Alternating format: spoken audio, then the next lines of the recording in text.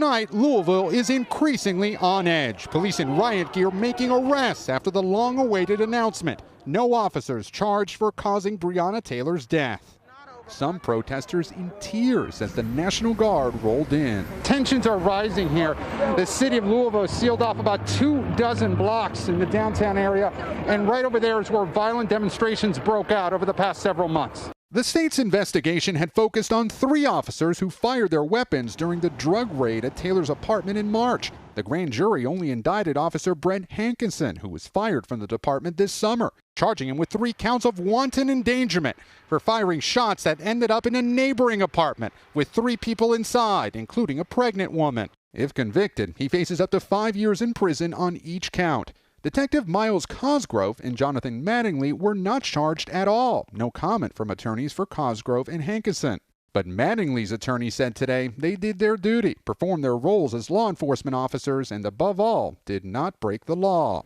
Kentucky's Attorney General said today his investigation found that officers did knock and announce themselves, contradicting Kenneth Walker, Taylor's boyfriend, who insists the officers did not announce themselves before bursting into the apartment. Walker fired his licensed gun, saying he feared an intruder and injuring Mattingly. The officers then returned fire. Our investigation found that Mattingly and Cosgrove were justified in their use of force after having been fired upon by Kenneth Walker.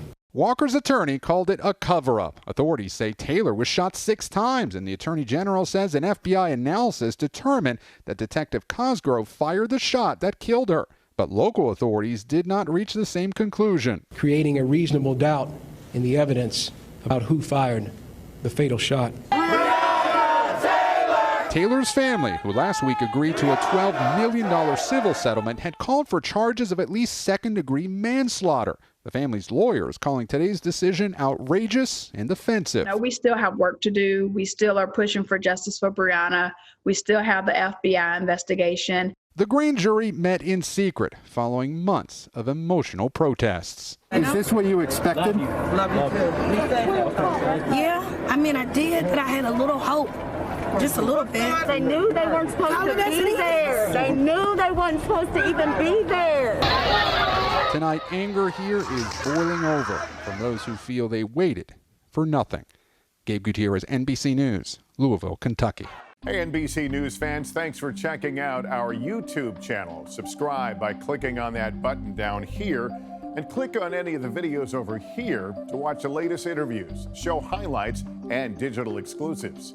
Thanks for watching.